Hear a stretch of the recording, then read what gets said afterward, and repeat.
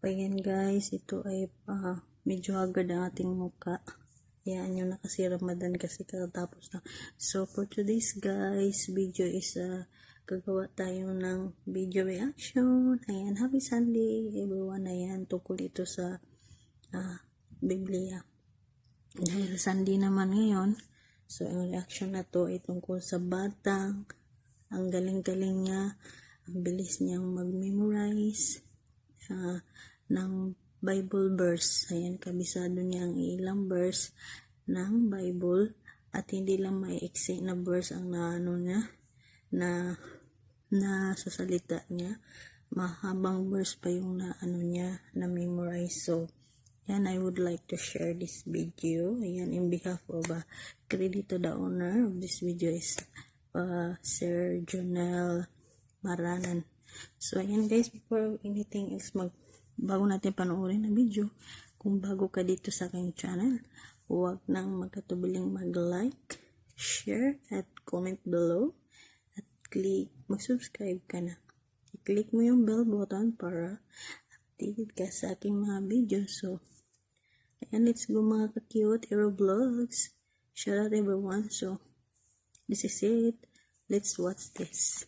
Unang Timoteo 3:15. Unang Timoteo 3:15, ngunit kung ako'y magluwad ng maraming panahon ay upang maalaman mo kung paano ang dapat sa mga tao na ugaliin nila sa bahay ng Diyos, isang iglesia ng Diyos na buhay, haligi at saligan ng katotohanan.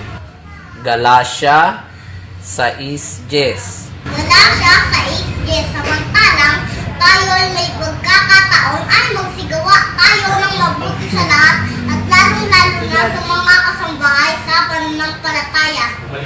Efeso 2:10. Peso 2, sapagkat kanyang gawa na ilalagay kay Kristo Jesus para sa mabubuting gawa na mga inihanda ng Diyos ng una upang siya nating lakaran. Gawa 17:29. Gawa 17:29, yamang tayo ay lahi ng Diyos ay hindi marapat nating isipin na ang pagka-Diyos ay katulad ng ito, unang pilak, unang plato, na inukit ng kabiasnan at katalinuhan ng tao. Efeso 6:1-3. Efeso 6:1-3, mga anak, magsitalima tayo sa inyong mga magulang sa Panginoon, sapagkat ito'y matuwid, galang mo ang iyong ama at ina na siyang unang utos na may pangako. Samahan ka ng mabuti at ikaw ay mabuhay ng malaon sa lupa. Unang Korinto 4:6. Unang Korinto 4:6, ang mga bagay niyang ito, mga kapatid, ay inianyo ko sa halimbawa sa aking sarili at kay Apollos dahil sa inyo, upang sa amin ay mga tuto kayo na huwag magpalalo ang isa Na huwag magsihigit na sa mga bagay na nangasusulat. Upang ang sino man ay huwag magpalalo. Okay, sige.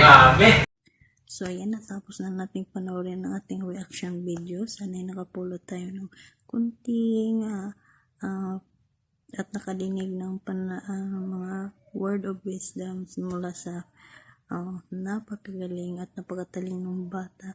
Ayan, dahil sa ulo niya ang mga memory verse ng Biblia. Ako nga, kahit sa edad ko na to, kunti lang ang ko chop, tapos may excel lang. So, ayan guys, yun lang po ang may share natin sa aking reaction video. So, if you like, ayan, this video. So, hanggang sa muli, paalam, bye!